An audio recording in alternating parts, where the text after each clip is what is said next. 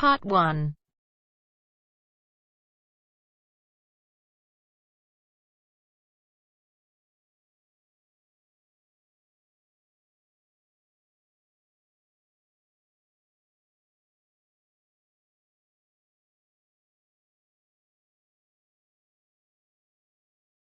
You will hear two students who have just returned to university after their summer vacation. Listen to Louise and Kerry talking about their vacation. First, look at questions 1 to 4.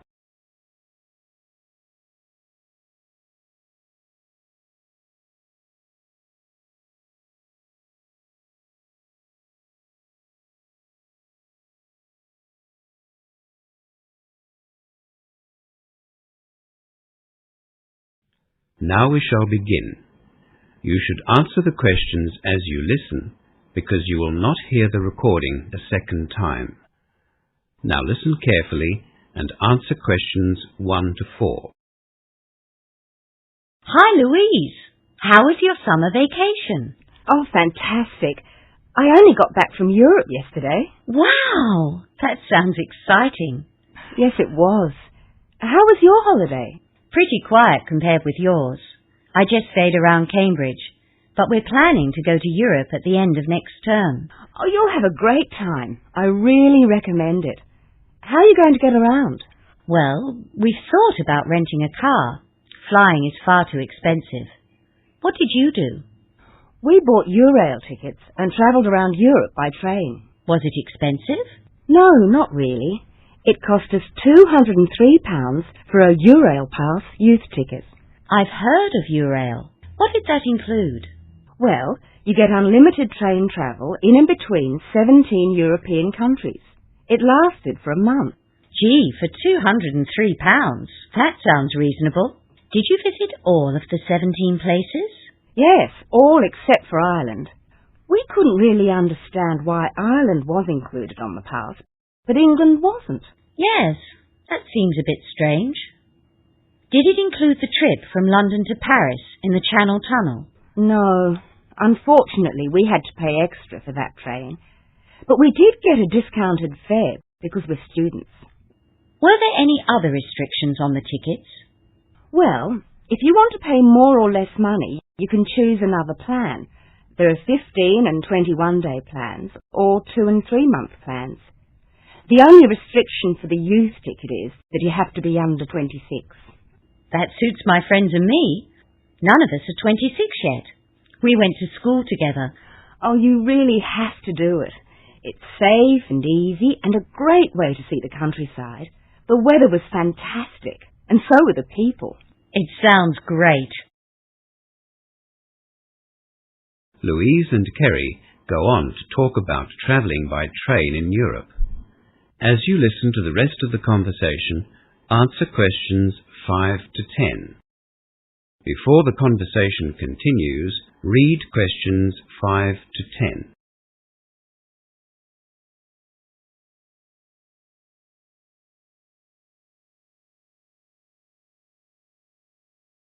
What was the best part of your trip?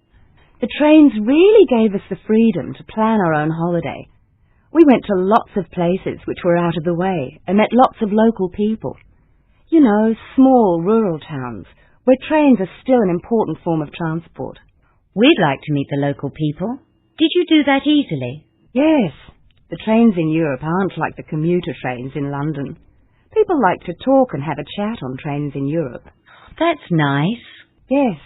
The train times were okay as well.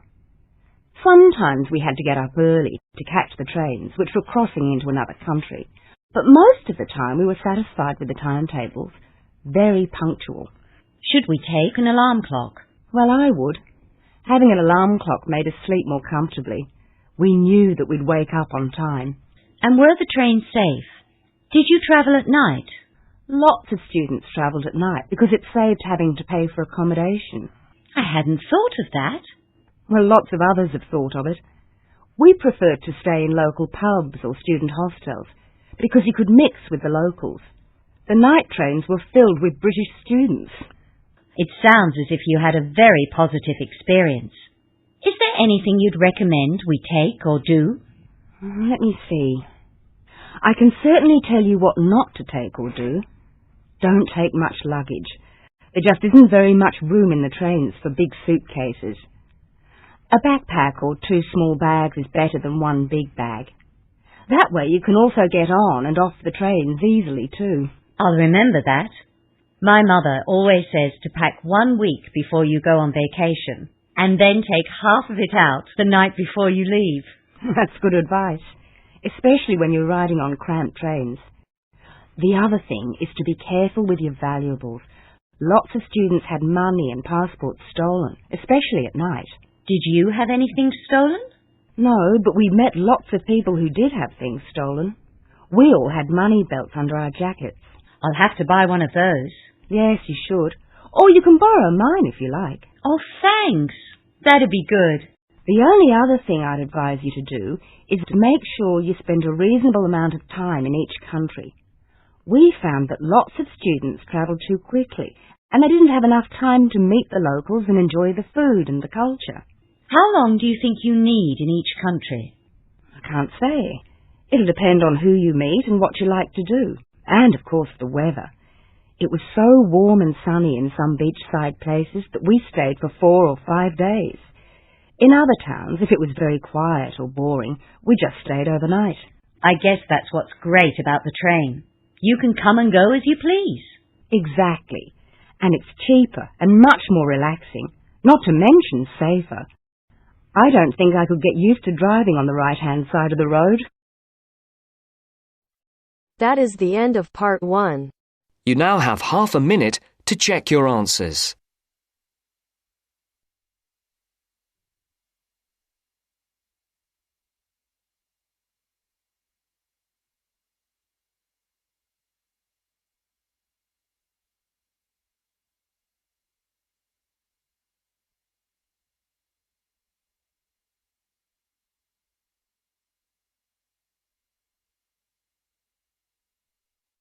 Now turns to part 2. Part 2.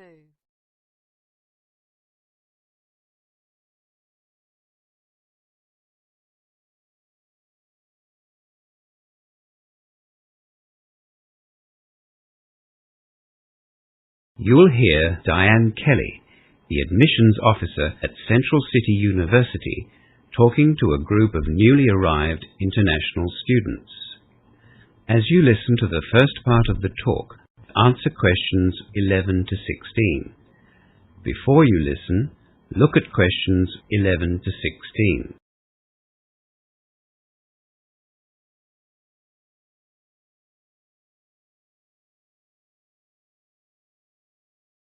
For those of you I haven't met, my name is Diane Kelly, the International Admissions Officer at Central University. Today I'm here to explain some of the student support services which you might like to access during your courses. The first thing I'd like to make clear is that you are all entitled to this help. All you need to do is ask for it. You have full access to all of the regular university facilities here and additional services set up exclusively for international students. These services are grouped under 4 main areas of responsibility: academic support, librarian services, administrative services, and those provided by the Student Union. The staff in academic support services is qualified to assist you in course selection, content description, and explanation of assessment criteria for individual subjects. We also have an international student advisor who is there to help students from non-English speaking backgrounds. All of you have achieved the English requirements for entry to your particular courses, but it is possible at some stage that you will need language support. The international student advisor is there for that purpose. Be warned though, he is very busy at the end of semesters and he won't write your assignments for you.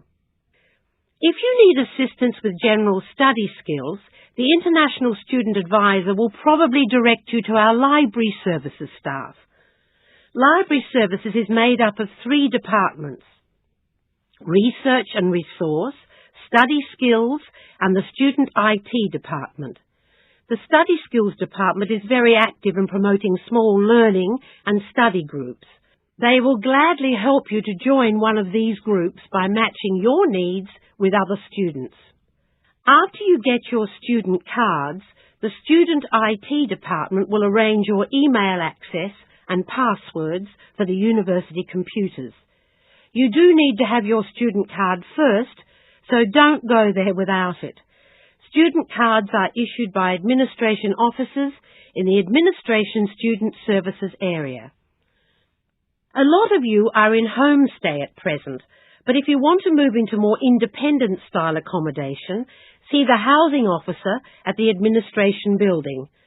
Don't be too optimistic though. Good, cheap accommodation close to the university is in high demand. It can be found, but we advise you to see the accommodation officer early. We also have a student employment officer and, of course, the homestay officer whom you would have met already.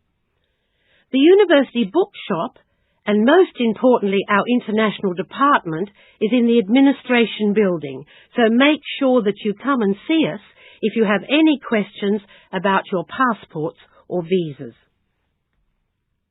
The Student Union is also very active and provides some great services. For example, if you have any personal or financial problems while you're here, the Student Union offers a student counselling service.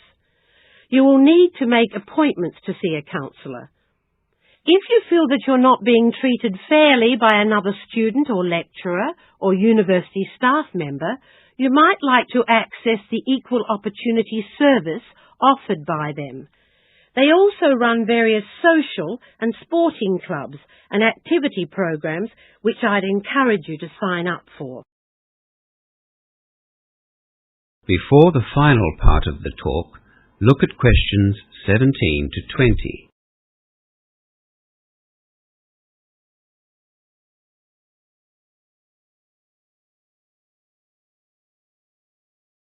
Now you will hear the rest of the talk.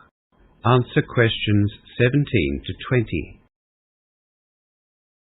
Obviously, you'll need to know where these services are. We're currently in the Grand Hall. Now, if you have a look on your campus map, the library services are of course in the library, which is over to my right, just between the outdoor sporting facilities and Hawkins Student Car Park. The Student Union building is also in that same direction, but it's in front of the car park. For those of you who will be travelling by bus, the university bus stop is just outside the library. The administration building is over to my left, between the International Centre and the post office. Most of you have been to visit us already. Even though the administration staff look after the bookshop, it's in the same building as the post office, just behind the student refectory. If you come to the administration building, we'll show you where it is anyway. All of the academic staff are found in their particular faculty buildings, which you'll get to know very well. The Career and International Student Advisors are in a small building behind the International Centre, in between the Engineering and the Arts block. It's really quite easy to find your way around the campus, and most staff and students are more than willing to give you directions. Now, we're just going to have a short break with some tea and biscuits at the back of the hall. So, if you'd like to stand up and come down. That is the end of part 2. You now have half a minute to check your answers.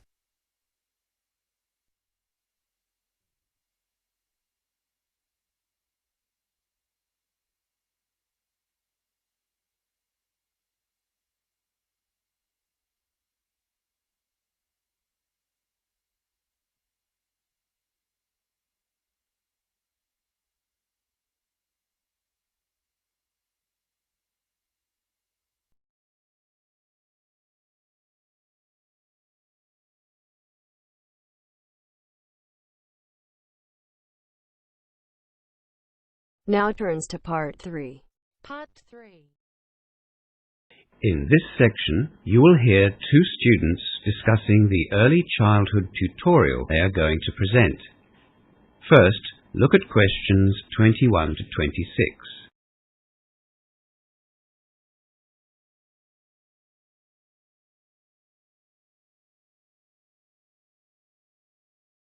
Now listen to the first part of the discussion and answer questions 21 to 26.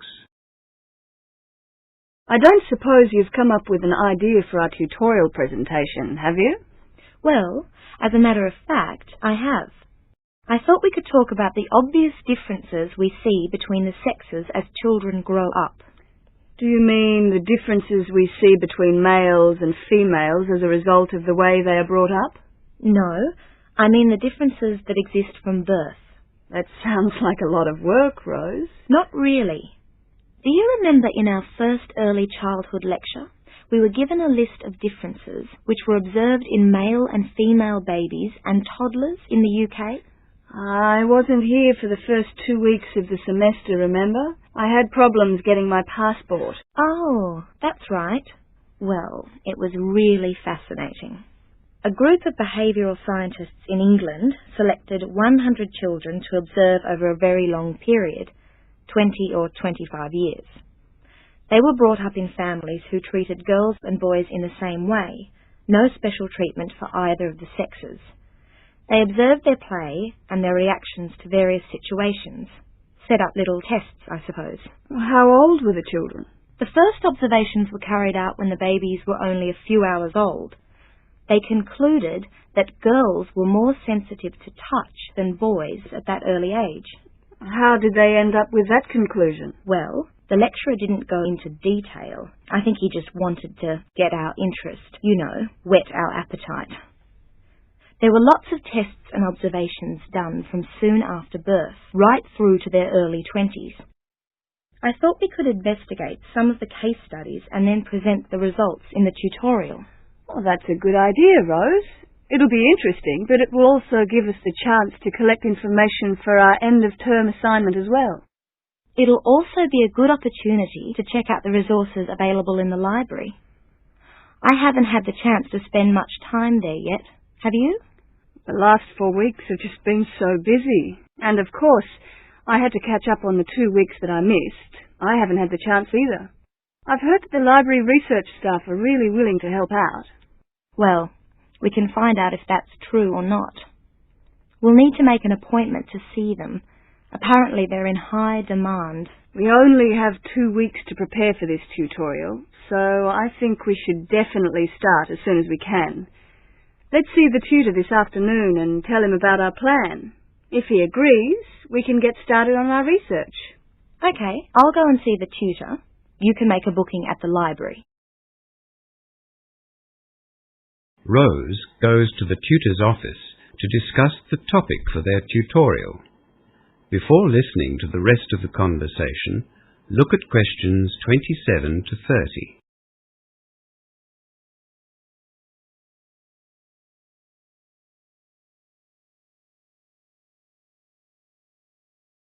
Would it be possible to see Jim Clark, one of the early childhood tutors? May I ask what it's about? We have to get approval for our tutorial topics in EC 101. Yes, I thought it might be about that. Unfortunately, Jim had to go to Sydney this week, but he has given me some specific questions to ask about the tutorials. Oh, we were hoping to get started on our research. We've only got 2 weeks. Don't worry. Jim's phoning in twice a day. If you give me the details, I can give you an answer by tomorrow morning. That's great. We are planning to present some case studies that were undertaken by a group of... Hang on.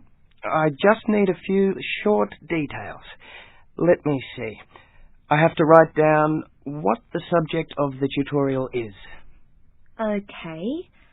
I guess the topic is gender and when the sexes start to act differently.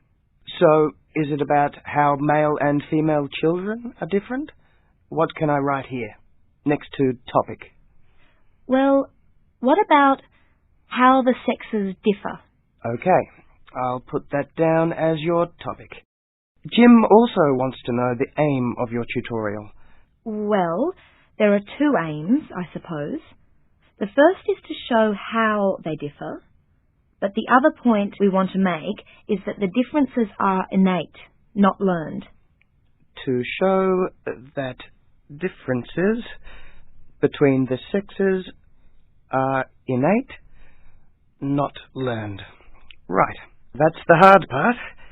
Now I need to know the date, time and room of your tutorial. It's in 2 weeks.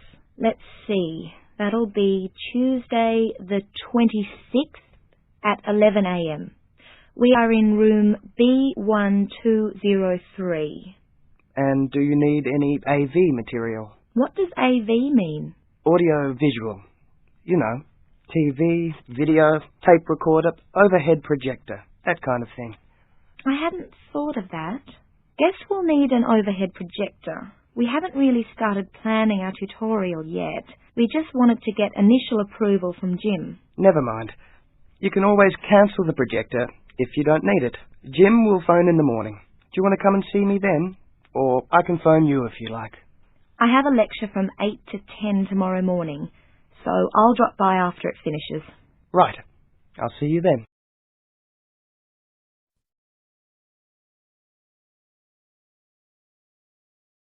That is the end of part 3. You now have half a minute to check your answers.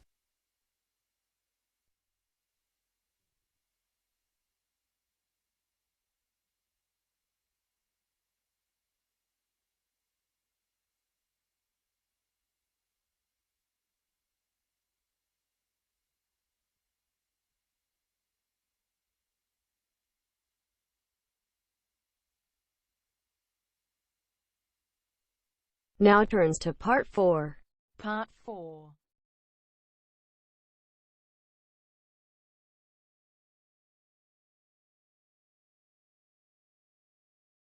You will hear a lecture being given by a university professor to first-year students about the examination period.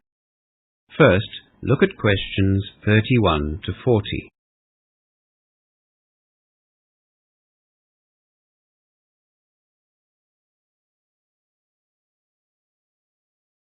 Now listen to the lecture and answer questions 31 to 40. Welcome to our examinations workshop. This is an annual event which we've found very helpful for first-year students like yourselves, and I hope that this year will be no exception. By now, you'll all have realized that studying at university is quite different to studying at school. Some of you might have been shocked at one time or another during the semester when you received results for your assignments that weren't as high as you'd expected. I trust that you've spoken to your lecturers and tutors and sorted out those issues. The truth is that the transition from school to university can be a difficult one. The academic standards are higher, and of course there is considerably less supervision at university, and it's incumbent on the students to follow their own study regime. My aim today, though, is to help you to learn how to cope with the impending exam period by giving you some practical strategies to take with you into the exam. We've all known students who've had a good understanding of the subject material, yet failed exams or performed well below expectations. Likewise, we've known students that have, to all intents and purposes, done very little work and passed with flying colours. Often, these results can be put down to one thing: stress or a lack of it. Don't underestimate the importance that stress plays in exam performance. With any exam, you should front up feeling confident, relaxed, and organised. Rightly or wrongly, exams, in effect, not only test your academic ability, they test your frame of mind and your ability to perform under pressure. Stress has to be managed on two fronts: the physiological and the psychological. We all recognize that stress affects us physically. I'm sure you've all experienced an increased pulse, or sweaty hands or underarms, or shortness of breath when placed in a stressful situation. Sleeplessness can also be a problem around exam time. The most effective way to manage these physiological reactions is through controlled breathing, which we'll practice later. By controlling or regulating your breathing, you'll find that you can put yourself rather effectively into a relaxed state. Psychologically, stress affects the way you think. For an exam, you need to think rationally, and this is why you need to be confident and organized before walking into the exam. Continuing to think rationally after you read an exam paper which you know nothing about is very hard to do, but if you are organized and you've put in the time needed to learn the subject material, you will have the self-control you need to think rationally. Stress can make you panic, the worst thing you can do in an exam. Look at the question calmly and rationally dissect the question. And let's face it, even if you haven't prepared well enough, you'll still need to think rationally in order to do your best under those very trying circumstances. Just while I think of it, this is probably a good time to tell you a piece of advice that I give first-year students that come to see me. Don't rely on what other students tell you about the time they allocate to study. The reports we have had over the years have been ridiculously overestimated and underestimated. Follow your own study regime and don't listen to others. We're all different, so it stands to reason that the time we need to allocate to study will be different. Generally speaking, for every hour of lectures you attend, you will need another hour of follow-up or research work if you want to achieve good grades. Right, so where was I?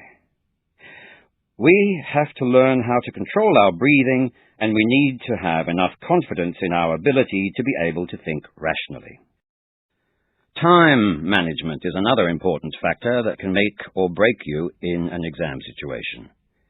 After you have gone through the breathing exercises, which you'll be familiar with, read over the entire exam, noting the different marks and weighting of questions. Only after you have done this can you allocate your own time to each question. If I had $1 for every time a student has told me that they didn't do as well in an exam as they'd hoped because they'd run out of time, I'd be rich. If you can manage your time properly in an exam, you will reduce the amount of pressure that you're under. Anyway, note the different questions and their marks and allocate your time accordingly, as I said. Then, answer the questions that you know first. This serves to relax you further and gives you the confidence you might need to tackle the more difficult questions. However, don't spend too much time on the easy questions either. Always be mindful of the time restraint and the marks that are assigned to the question. In summary, to do well in an exam, you not only need the academic ability, you need to be in a relaxed state of mind with the ability to think clearly enough under pressure to allocate suitable time frames to questions. If you can equip yourself with these skills and train yourself to observe time management, exam success is almost guaranteed. We'll be holding a study skills workshop next week in the Language and Learning Centre to deal with ways in which you can study effectively for exams. You are all welcome, of course. Right, now, are you ready to learn some controlled breathing exercises? That is the end of part 4. You now have half a minute to check your answers.